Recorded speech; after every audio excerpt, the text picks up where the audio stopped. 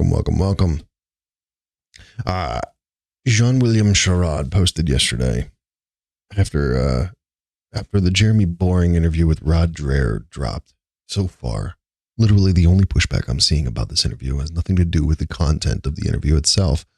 Instead, I've just seen attacks on the personal character of Jeremy Boring and Rod Dreher are on unrelated things they've said in the past. Curious. Now, some might note that there has been podcasts and, several posts arguing with the effete, ineffectual nature of these two conservatives arguing. But I chime in with the character of the man is important context to the world he wants to create. For example, I believe that if you abandon your family to go eat oysters in Hungary, you should be in prison. And not on a podcast with a failed movie producer. Yeah. So we argued back and forth a while. The point of the argument was I'm a big meanie, and so is all of the Christian nationalists for not engaging with the content. So here I am. I'm going to engage with the content. I know this is a 2-hour video, so we're going to try to parse through it real quick.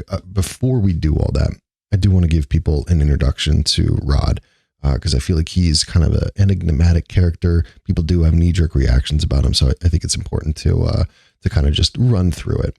So in preparation, I have a little slideshow here, and we're going to kind of run through the timeline, the history of Rod Dreher. Rod Dreher. He was born Ray Oliver Dreher Jr. He's an American journalist and memoirist and religious writer and conservative cultural critic. He was born February 14th, 1967, and he's best known for popularizing the Benedict option, the argument that Orthodox Christians should build resilient institutions and communities capable of preserving their faith through a post-Christian cultural order. His other major themes include localism, religious disillusionment, cultural decline, total anti-totalitarian resistance, European nationalism, and the recovery of supernatural beliefs. So the Benedict option that he popularized, the Benedictine monks, was the premise. Survive the fall of Rome and the Dark Ages by getting back into some sort of monastic living. Dreher is a talented narrative journalist, I'll give him that, with an unusual ability to make theology and cultural criticism readable. He's an influential diagnostician of Christian institutional decline. He's a compulsively autobiographical blogger whose disclosures often overwhelm his stated argument. He's a religious traditionalist whose own life has involved repeated displacement, institutional disillusionment, family estrangement, ecclesial controversy, and divorce. An opponent of ideological conformity who became financially and institutionally attached to Viktor Orban's Hungarian conservative network. He's a critic of journalistic irresponsibility, who has himself been accused of reckless publication, inadvertent verification, invasion of privacy, stealth editing, and I would argue doxing, and participating in the cancellation of people to his right. He's not a criminal, obviously, but I think he's a man of spurious moral character. But let's get into this. Podcast real quick. We're going to go. You know what? I think it's worth kind of getting into the backstory. I think it's worth getting into like the motivation behind some of Dreher's actions. So, like I said, he was raised near Baton Rouge, Louisiana. He went to Louisiana School for Math, Science, and Arts, first graduating class, 1985. He had a bachelor's of Arts in Journalism from LSU. He's not really an academic or a historian or political scientist. He's primarily a journalist. He does not appear to have any sort of postgraduate or theological credentials. He has been in 30 years in journalism, extensive firsthand reporting on religion and culture, large personal readership, several commercially successful books, access to religious intellectuals, political figures, dissidents, and conservative institutions. He wrote for The Advocate in Baton Rouge, The Washington Times, South Florida Sun Sentinel, New York Post, where he became a chief film critic, National Review, including work as a senior editor, Dallas Morning News, BeliefNet, the American Conservative, the European Conservative, and numerous guest appearances on mainstream broadcast media. As of July 2026, the Danube Institute still identifies him as director of network projects, although the institution's landscape around Orban-linked organizations is changing following the Hungarian political transition. Recent reporting says the Hungarian government is moving to dismantle or restructure state-endowed institutions associated with the former Orban system, making Dreher's longer-term status uncertain. I was going to go into some more detail. I don't know how important that is at this. Let's just get back into it. Dreher grew up in a deeply rooted Southern family whose ideal was masculine, practical, local, and social conformist. Dreher was bookish, emotionally sensitive, cosmopolitan in aspiration, interested in music and film and Europe and intellectual life. He has repeatedly portrayed himself as a misfit within his family. The central psychological figure in his writings is his father, Ray Dreher Sr. Dreher admired him intensely, but also experienced him as emotionally withholding and contemptuous of his son's sensitivity. In one frequently recounted episode, teenage Rod cried after killing a baby squirrel while hunting, and his father reportedly calling him a sissy. The father-son conflict appears to be the underlying impetus, and so recurring through several Dreher themes, like longing for paternal authority, attraction to strong institutions and heroic male leaders, fear that authority will betray him or reject him, intense reaction against male sexual disorder within churches, desire for community coupled with repeated inability to remain comfortably embedded in one, and alternation between confessional vulnerability and punitive moral judgment. The interpretation is analytical, not a clinical diagnosis. I wouldn't dare offer a clinical diagnosis on someone like Rod. His young sister Ruthie, remained in Louisiana, becoming a school teacher, married locally, and embodied the rooted communal life Dreher believed he lacked. She developed terminal cancer and died in 2011. Her illness inspired the little way of Ruthie Lemming. Dreher interpreted the extraordinary community support surrounding her family as evidence of the moral value of rootedness and small-town solidarity. He moved his wife and children back to Louisiana, partly hoping to recover the family and community life he believed Ruthie represented. The experiment failed. Dreher later disclosed that Ruthie had harbored considerable resentment towards him, and that members of her family did not readily accept him. He developed depression-like symptoms, was diagnosed with chronic mononucleosis, entered therapy, and turned to Dante as a means of interpreting his suffering. The sequence produced 2 books, The Little Way of Ruthie Lemming, Idealization of Local Community, followed by Partial Disillusionment, and How Dante Came to Save Your Life, Spiritual and Psychological Reconstruction After That Disillusionment.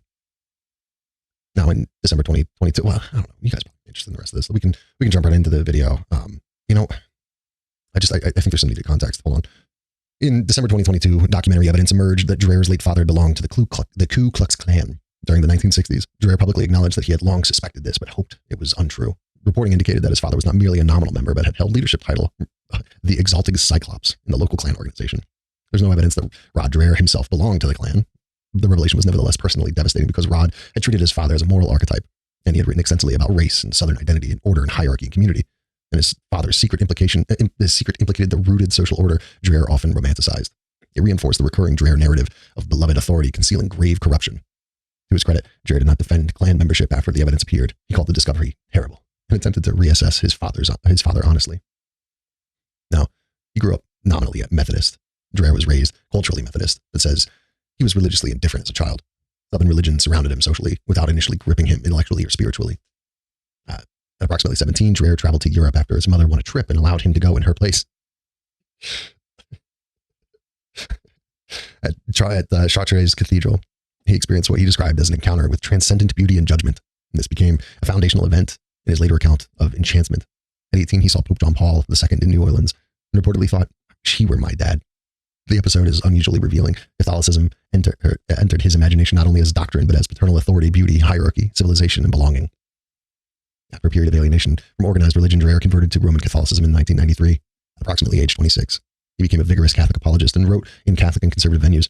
His Catholic identity was emotionally bound to John Paul II, institutional confidence in the idea that Rome was a stable source of paternal authority. Beginning around 2001 to 2002, Dreher investigated and wrote about clerical sexual abuse and the episcopal concealment thereof. He was early among conservative Catholic journalists willing to treat the scandal as systemic and institutional failure, rather than merely an anti-Catholic media campaign. The reporting severely damaged his Catholic faith, and Dreher came to believe that bishops and conservative Catholic institutions had minimized, hidden, or rationalized abuse.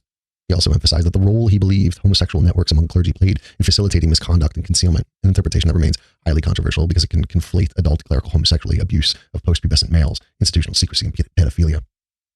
He is probably right. Dreher says he effectively lost his Catholic faith around 2005. His departure was not primarily a conversion produced by comparative doctrinal study. It was substantially a crisis of trust caused by the scandal and institutional betrayal. Dreher publicly announced his conversion to Eastern Orthodoxy in October 2006. His family entered Orthodoxy with him. And he was initially associated with the Orthodox Church in America and later worshipped in another Orthodox jurisdiction as geography and circumstances changed. Orthodoxy, he says, offered him ancient liturgy, mysticism and sacramentalism, greater decentralization than Roman Catholicism, a less legal, centralized ecclesiology, distance from Catholic hierarchy that had traumatized him as a journalist, in continuity with traditional Christian sexual ethics. Yet his Orthodox life soon produced another institutional controversy, the OCA truth affair, and he continued writing obsessively about Catholicism long after leaving it. Critics have interpreted this as evidence that he never psychologically completed his departure from Rome. In his 2024 book, Living in Wonder, it marks another stage. Dreher increasingly emphasizes miracles, spiritual warfare, exorcism, demonic influence, psychedelic or visionary experiences discussed by others, UFOs or anomalous phenomenon, meaningful coincidences, and the permeability of the material and spiritual world. He presents this as not abandoning Christianity, but recovering a classic Christian cosmos from modern materialism. Admirers see a serious effort to restore sacramental imagination, and critics see credulity, sensationalism, or susceptibility to extraordinary claims. Dreher married Julie Harris in 1997 and had 3 children. No, I'm not surprised. I'm not surprised he did that. What are you talking about? Anyway, he revealed enough about the marriage to suggest there was long-standing emotional estrangement, repeated attempts at counseling or reconciliation. His return to Louisiana aggravated family and marital pressures. His compulsive writing and public exposure of family material may have contributed to stress. He did not initiate the final filing. He has avoided publicly assigning detailed blame to Julie. But because Julie and their children have not offered equally extensive public accounts, Dreher's version should probably not be treated as the complete story. After the separation, allegedly, he moved to Budapest in 2022 with one adult son. Now, of course, there's evidence to suggest he was posting from Hungary long before the divorce, but regardless, he frequently referred to the relocation as an exile. Although it was voluntary and connected to a paid professional appointment. In 2026, he described the move as following an unhappy divorce and 2 earlier Danube Institute fellowships. One especially mocked autobiographical episode involved Dreher recalling he had prepared an elaborate bouillabaisse for his family, only to experience their lack of enthusiasm as profound rejection. Online critics converted the bouillabaisse into a symbol of Dreher's tendency to invest grand spiritual meaning in domestic events, present himself as the sensitive giver rejected by less appreciative relatives, narrate family relationships almost entirely through his own emotional symbolism, and over-disclose private grievances to a mass audience. The ridicule can be cruel, but it identifies a genuine stylistic foible. Dreher routinely turns ordinary disappointments into civilizational or spiritual parables. Rod Dreher is a lolcow. He's a lolcow. The guy can't help himself. His books and major accomplishments: Crunchy Cons, How Birkenstock Burkians, Gun-Loving Organic Gardeners, Evangelical Free-Range Farmers, Hip Homeschooling Mamas, Right-Wing Nature Lovers, and their diverse tribe of countercultural conservatives plan to save America. It was Dreher's most optimistic political book, and it argued for conservatism, combining traditional religion and family, environmental concerns, local food, anti-consumerism, small-scale community, skepticism towards corporate capitalism, and cultural rather than merely electoral conservatism. It was effectively German Volkish political theory, though he would be very reticent to call it such. The Little Way of Ruthie Lemming from 2013 was part memoir, part elegy, and part argument for rooted community, and it received substantial praise for emotional honesty and narrative skill. Its later irony is important. Dreher moved home partly because of Ruthie's example, only to discover that his own family did not want the version of reconciliation that he had envisioned. That did not invalidate the book, but it certainly complicated the thesis. How Dante Can Save Your Life in 2015 was a memoir of illness and depression and family conflict and therapy and recovery through reading Dante's Divine Comedy. It's arguably the clearest example of Dreher's strength as a writer. He makes difficult canonical work accessible through personal narrative. It also exhibits his weakness. The literary work can become subordinate to the drama of Rod Dreher's inner life. The Benedict Option in 2017 was Dreher's most influential book. It called Christians to form disciplined, thick intergenerational communities rather than trusting electoral victories or nominal Christian identity to preserve their faith. Despite constant caricatures, Dreher did not advocate total flight from society. His program involved serious catechesis, classical Christian worship, strong families, Christian education, economic professional networks, hospitality, local mutual aid, digital restraint, and willingness to accept cultural marginalization. I'm going to highlight strong families on that one. The book was a New York Times bestseller and was described by David Brooks as perhaps the decade's most important and discussed religious book. It was translated widely and became a standard reference in debates about post-Christian society. Of course, principal criticisms include it underestimated evangelicalism and public mission. It risked homogeneous enclavers and self-righteousness. It romanticized community despite Dreher's own difficulties living in one. It inadequately distinguished prudent institution building from retreats. Its politics remained ambiguous, anti-political in rhetoric, but highly political in implication. And it warned against strongman politics before Dreher became increasingly sympathetic to Orban. Live Not by Lies from 2020 was drawing on Christian dissidents from communism in Eastern Europe. And Dreher argued that Western societies were developing a soft totalitarianism, enforced less by secret police than by professional exclusion, ideological conformity, and surveillance technology. It preserved testimony from anti-communist dissidents and emphasized family memoirs, truthful speech, underground institutions, and spiritual courage, and warned that comfort can make people compliant. However, criticism includes the analogy between late communist regimes and Western progressive institutions can be somewhat disproportionate. Dreher sometimes treats criticism, private sector discipline, social disapproval, and state repression as a point insufficiently differentiated on a continuum. And the book's anti-authoritarian message sits awkwardly beside his defense of Orban's system. And of course, Dreher make a habit of attacking people on his right. Living in Wonder in 2024 was a defense of religious enchantment in a secular, mechanistic age. It resents Dreher's pivot from primarily sexual political crisis writing towards mysticism and supernatural experiences. It has widened his appeal among Christians interested in Charles Taylor, sacramental cosmology, spiritual experience, and post-secular thought. It also has intensified concerns about his ability to assess extraordinary or poorly substantiated claims. Dreher's political evolution. He was a college leftist at LSU. Dreher was politically left-wing and invited countercultural activist Abby Hoffman to campus. After college, he began to ostensibly move rightward. Of course, during his National Review years, he broadly inhabited the institutional American conservatism, but was never a standard Republican partisan. Isn't it funny how left-wingers, move to large conservative media organizations like the National Review, Bill Buckley's periodical? He moves into that and tries to become an arbiter of what conservatism is. Anyway, during his National Review years, he broadly inhabited institutional American conservatism, but was never a standard Republican partisan. He criticized consumer capitalism, suburban rootlessness, militarism, corporate power, Republican individualism, the Iraq War, after initially supporting it, and the reduction of conservatism to taxes in elections. It's never reduced to support for Israel, though. Right? The communitarian and crunchy phase in the 2000s, Dreher's politics were localist, agrarian, adjacent, environmentally conscious, religious, and skeptical of both parties. His Benedict option phase was after the sexual revolution's legal and institutional consolidation, especially on same-sex marriage. Dreher increasingly believed that traditional Christians had lost the culture and should prioritize institutions and institutional survival over national political restoration. Beginning with the visits and fellowship in Hungary, Dreher became increasingly impressed by Viktor Orban's use of state power to support traditional family policy and Christian institutions, national sovereignty, immigration restriction, resistance to EU progressive norms, and conservative cultural infrastructure. Of course, where we would maybe call this Christian nationalism, who knows what the hell Dreher would call it. In 2021, the New Yorker profile described Dreher as an important mediator between Orban's Hungary and the American conservatives. Dreher defended Hungary against claims that it was simply authoritarian, while conceding imperfections in corruption and governance. This is one of the central contradictions in his career. Dreher moved from advising Christians not to expect salvation from politics to promoting a political regime that deliberately uses state power to reshape culture in a more Christian way. His answer is that the Benedict option was never a political quietism. Communities require legal and political space, and hostile institutions must sometimes be countered through power. Critics answered that he shifted from prudent defensive politics to apologetics for a patron regime. The OCA Truth and Metropolitan Jonah affair. During conflict inside the Orthodox Church in America over Metropolitan Jonah, Dreher became involved in an anonymous site called OCA Truth. The site defended Jonah and attacked his institutional opponents. Leaked communications linked Dreher to the project. The site reportedly published or amplified private information, identified an opponent, Mark Stokowski as gay, used family and public records to support attacks, gave readers information enabling them to locate personal records and an address, and operated anonymously while attempting to shape an ecclesial power struggle. Dreher later characterized his involvement as, quote, foolish. However, this is probably the clearest example of Dreher crossing lines from commentator into covert factional operative. It raises questions about doxing adjacent conduct, weaponization of private sexual information, anonymous advocacy, and anti-anonymous advocacy, and failure to maintain journalistic distance, and his susceptibility to good bishop versus corrupt bureaucracy narratives. Ironically, Dreher later acknowledged the allegations concerning Jonah's handling of troubled priests were serious and potentially indefensible. The Ailia funeral column. In 2001, Dreher wrote a column mocking aspects of the lavish public mourning surrounding singer Ailia. He later reported receiving threatening phone calls from people he identified by their black accents. He subsequently expressed regret for the funeral commentary. Critics regard both the original piece and his racial description of callers as example of sneering cultural distance and racial insensitivity.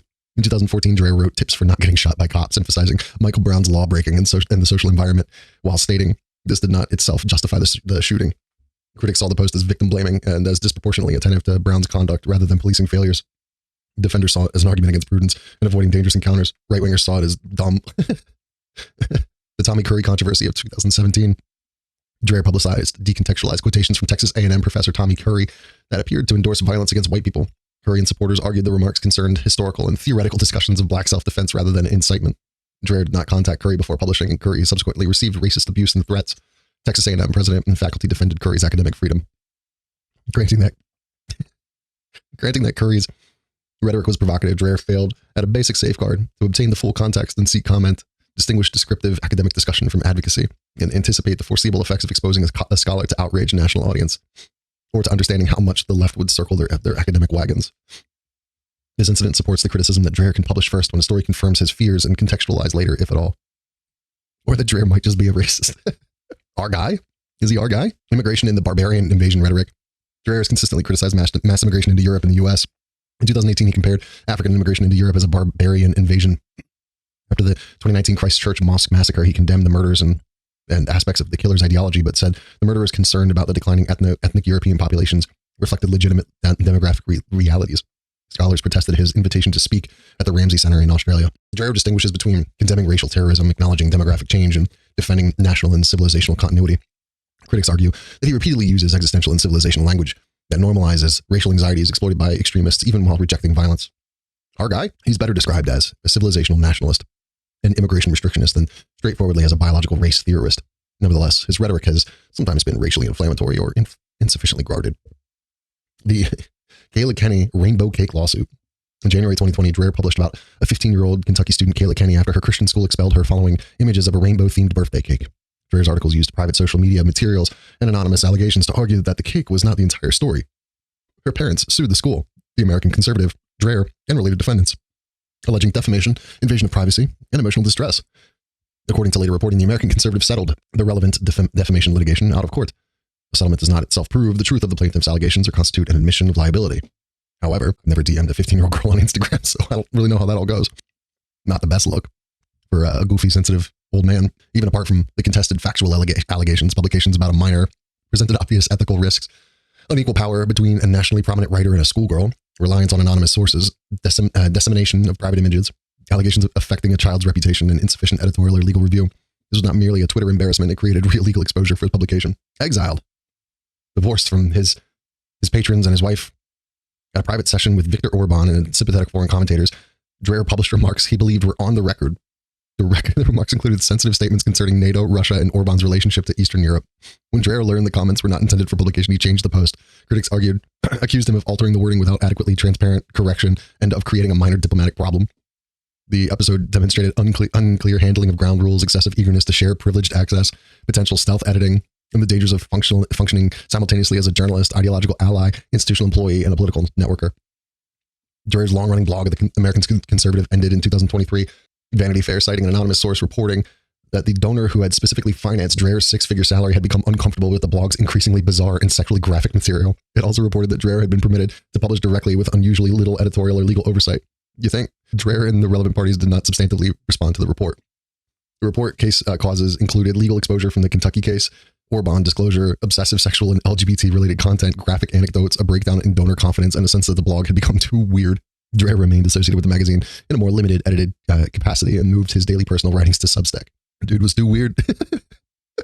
Dreher has written publicly about his marriage and divorce, his children, his sisters and nieces, his parents' failings, his father's Klan membership, the therapy and illness and sexual anxieties and details concerning strangers' bodies, exorcism, pornography, monkeypox injuries, family meals as a symbol of rejection, dreams and alleged supernatural events.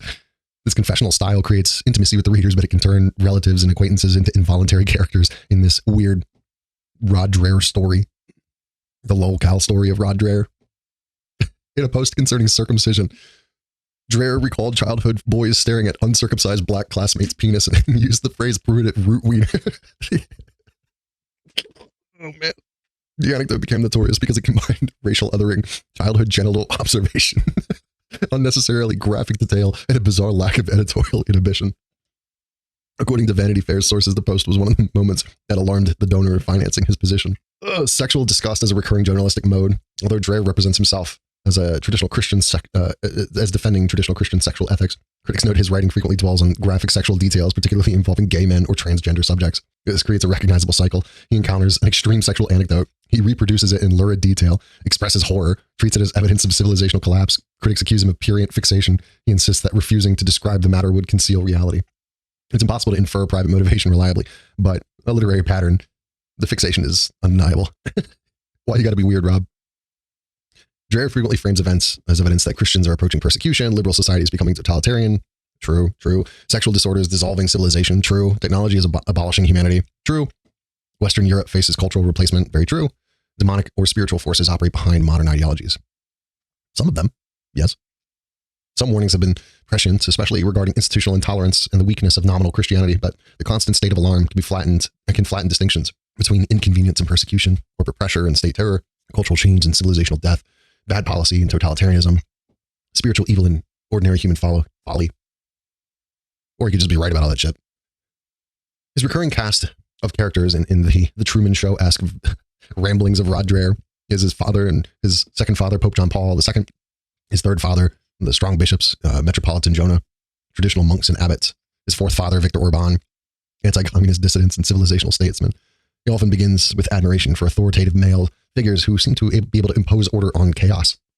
The relationship later ends in betrayal or disillusionment or complicated apologetics because Rod hates the implications of the things that he believes. And when he observes the implications of the things that he believes, he runs very fast the other way. Now, rootlessness while preaching rootedness.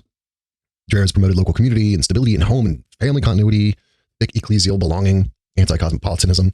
His adult life has moved through Louisiana, Washington, Florida, New York, Texas, Pennsylvania, Louisiana again, Hungary, along with several ecclesial transitions. This doesn't automatically refute his ideas, obviously, but one might argue his longing for rootedness derives from knowing its absence. Still, the contradiction is central to his public image.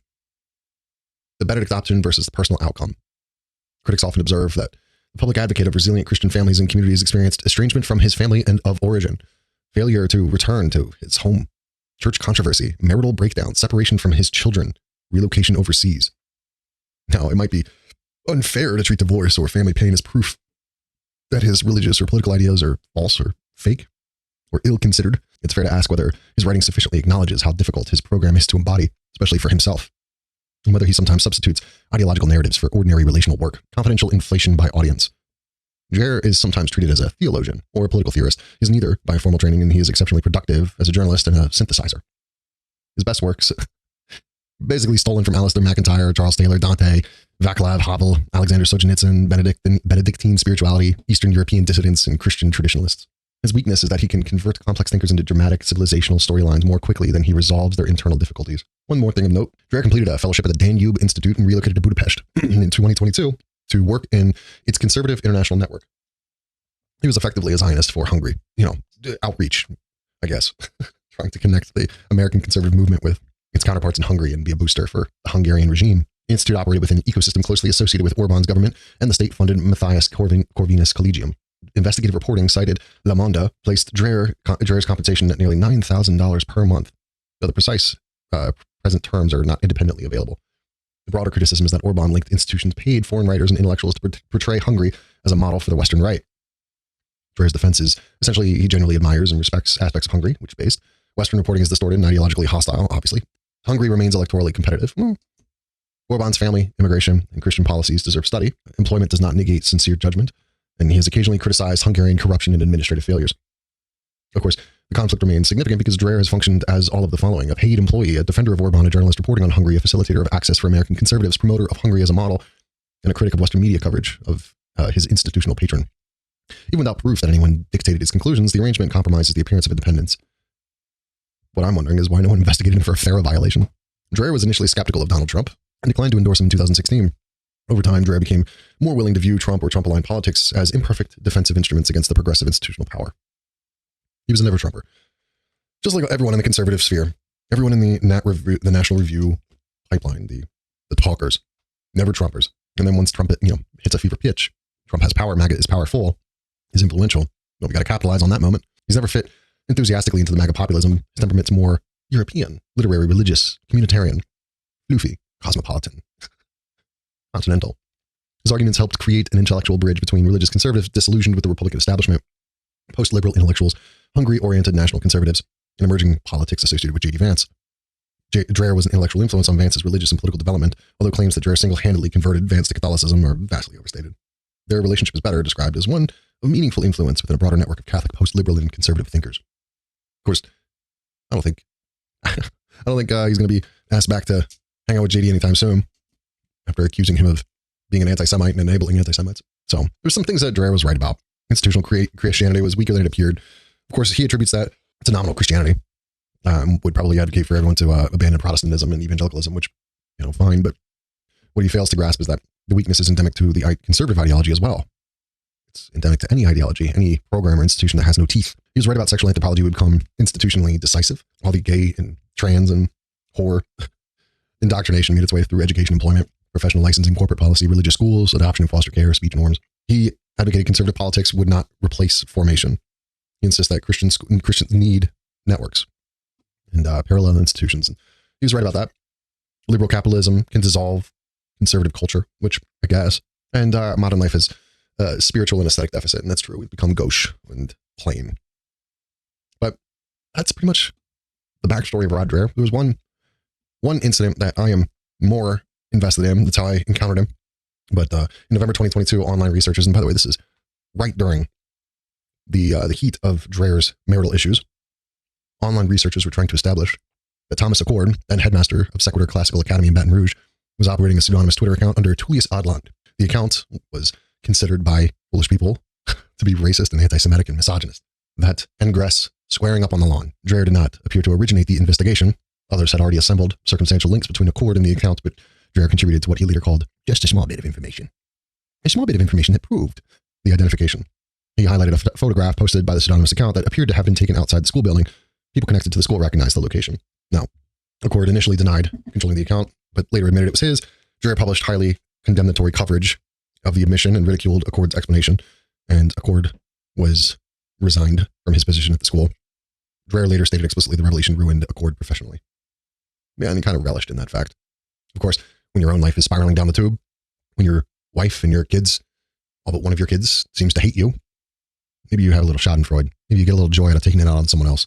Maybe sending someone to FedEx to drive a truck for a few years just gives you just enough to pull the steel tube out of your mouth. He nevertheless defended his participation, saying the responsibility belonged entirely to Accord because Accord occupied a position educating children and had allegedly discussed using that position to move people towards white nationalism. Dreher was actively involved in the doxing and the attempted firing of Thomas Accord. Now, Dreher's kids did go to that school and his wife worked there, but there was obviously an axe to grind. In any case, let's move on to the 2 hour. How long is this? We've already been going for an hour. Holy moly. I'm going to have to go back and cut out all the coughing. Oof. All right, I'm going to hit play on this here. We'll just sit back and, let something happen. What do you guys think? What do you think? Should we do something fun? All right, hold on. It's loading.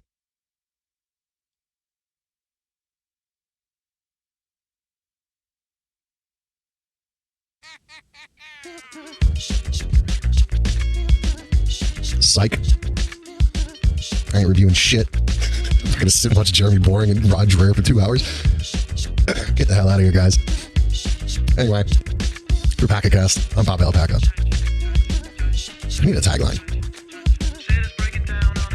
Kill the sensitive man inside of you. Become